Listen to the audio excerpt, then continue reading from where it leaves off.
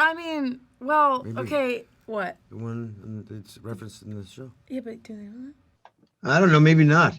Don't do it. I don't know. There's a thing. There Don't is a do it. move that he does that we might do something similar together. That would have been that.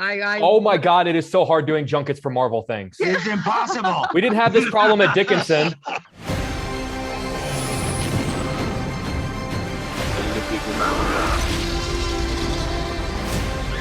Where we're going, we don't need roads. Guys, good to see you both again. Miss you guys. Love you guys. Wish we were all in person, but seriously, congratulations on this. Thank you. Thank you. I'm going to jump into this. Jeremy, it's actually really incredible to think about how far Hawkeye has come since we first saw him in the first Thor movie. So I'm curious, in the 10 years that you've played him, what is the most interesting thing that you've discovered about him as an actor since you pulled that first arrow out of the quiver for the first time? I think it was when we landed on the family unit in Age of Ultron. And that's where it really started to make a lot more sense to me. And that's where we're at now. And continued. It became ultimately what his superpower is or represents, is the strength of that family unit and the tenacity and fortitude that comes with that.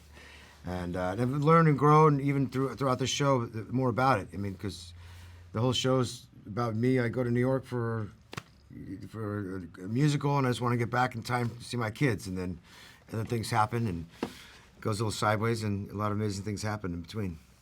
I love that you just phrase as other things happen. Yeah, that's a good way of, other things happen. Yeah. Hailee, I love this sort of like all of us. Kate is first and foremost a fan of Hawkeye. Obviously, she's just teaming up with him now. But what's a moment, a big action scene that he's been in over the last 10 years in countless MCU movies that you think that she would have loved to stand next to him and join him in? Oh man. How do you pick? I mean, well, Maybe. okay, what? The one that's referenced in the show. Yeah, but do they know that? Yeah, it fits in this Just us talking. episode. I don't know. Maybe not. Don't do it. I don't know. There's a thing. There Don't is a do it. move that he does that we might do something similar together. That would have been that. Oh my God! It is so hard doing junkets for Marvel things. It's impossible. We didn't have this problem at Dickinson. I know. At Dickinson, we just talked about things. Mayor of Kingstown, we just talked about things. Damn. Shoot. Okay. I know, sorry. No problem. Okay, so, Jeremy, over the last few years, we've actually seen a lot of actors return to their classic superhero roles and sort of giving us like an older, more grizzled version of characters. Hugh Jackman did it with Logan. Michael Keaton's going to do it with Bruce Wayne. So in 20 or 30 years, have you ever considered coming back and giving us like old man Hawkeye? Yeah, love it. Like just Old really man Hawkeye. mean, like grizzled, like really pissed off, like one more round, Clint Eastwood style. Yeah. If I still yuck. I hope I'm like in like maybe a super joyful Hawkeye. When if I'm that old, I hope I just forget all the bad things that happen in life, and I'm just gonna be like, just happy. Oh, that'd be It's like a golden retriever. Yeah. I love it. Just As happy we wrap Hawkeye. up, you guys mentioned the He's 80, musical. he can't move. He's I got still a watch terrible that. limp. Yeah. But he's- Disney Plus is He's writing so that. They're like, happy. that sounds good. That sounds really good. As we wrap up, you guys mentioned the idea of the Avengers, the Steve Rogers musical that we see. I've got to say, I would pay big money to go to this musical. Of all of your favorite moments in the MCU, which one do you want to see like the musical version of? We first talked about it actually, all of us during the first Avengers, and at the end of it, the idea of it, just because we're all in costume and looking ridiculous and singing and dancing, right? So it was just already kind of set up for us. But yeah, what moment? I don't know. Wow. I don't know. There's 23 movies that's running through my brain. Well, I'm just thinking like Only the seen half of them. Thanos snap could start like a chorus of snaps, like West Side Story wise. Whoa, you are on to something.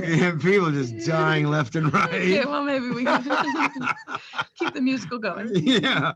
Right now, Disney is going, oh Sounds God, pretty Jake, dark. please wrap up this It interview. sounds pretty good. Dark musical. Guys, I love both of you. I know it's tough to do press on these, but seriously, congratulations. And Jeremy, how you did press on Mayor of Kingstown after what happens in the first episode, I don't know. But seriously, I love both of you guys, and congratulations on this. Hopefully, we're all in person again soon. Thank you so Thanks, man. much. All Appreciate it. right, take care, guys. Good to see you again. How are you? Hi, Jake. Good. Hey, Jake, how are you? How's that Windy congra- City? Oh, it's dark. It is pitch black at 4:45 in the afternoon, and my Wow, dog has already. no idea what's going on. So Aw. we do our best. But seriously, guys, congratulations. It's so good to see both of you again. I got 1,000 questions.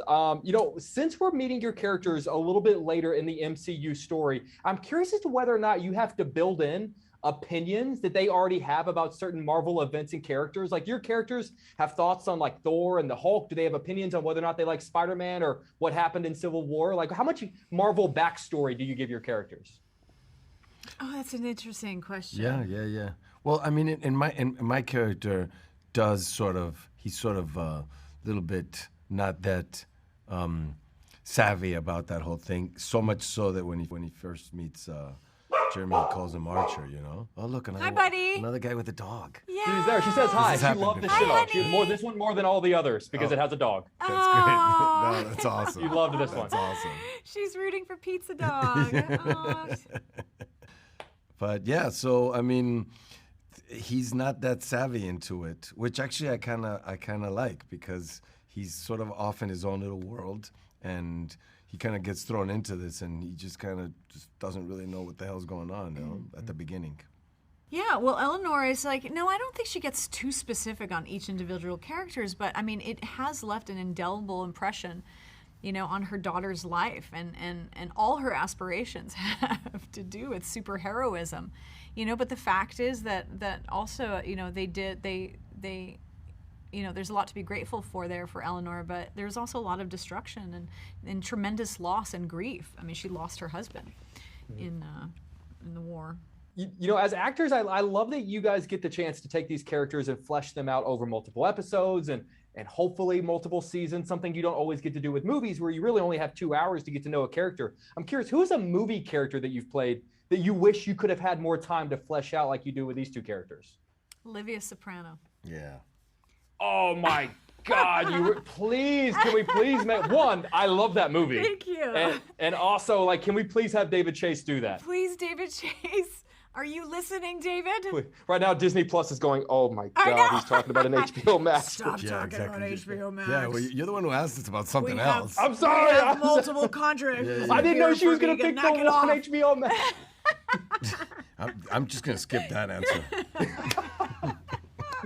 As we wrap up, because we're about to give you the wrap, I have to tell you, as fans of both of you, I love seeing both of you guys in the MCU. And these days, we're kind of getting some truly, obviously phenomenal actors who maybe we wouldn't have thought would have joined. I think Bill Murray's about to join the MCU, which is going to be Fun. I crazy. didn't hear Wow, about that's that. I think he's going to be in the new Ant-Man. I'm sort of curious, who is an actor who has not joined yet that at this point you're like, come on, like, come into the family. You gotta be a part of us. Oh, I don't know, man. Daniel Day-Lewis? Yeah, yes. See what he does.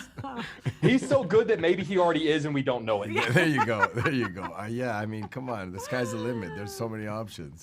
I mean, also, I don't know who's already in it or not. Maybe there's a whole bunch of people that are already filming it. Like you said, Bill Murray. I didn't even know. You know what I mean? That's what I'm here for, you guys. There you go. Give me the wrap. I know you're doing a ton of press today. Thank you for having fun. I tried to throw some stuff at you weren't prepared for. I appreciate you guys always being so kind, and hopefully we're all in person again soon. Yeah. All right, hopefully. thanks. Take care. All right, care. good to see you. My dog says bye. Oh, bye.